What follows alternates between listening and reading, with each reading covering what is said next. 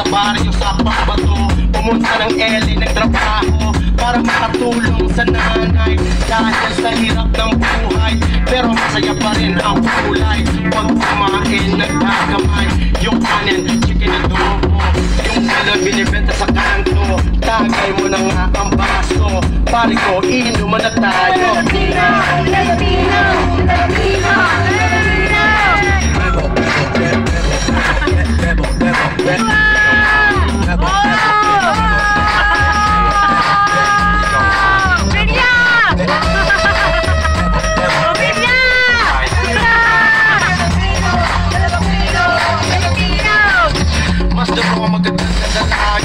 Nakakagigil ang beauty mo talaga.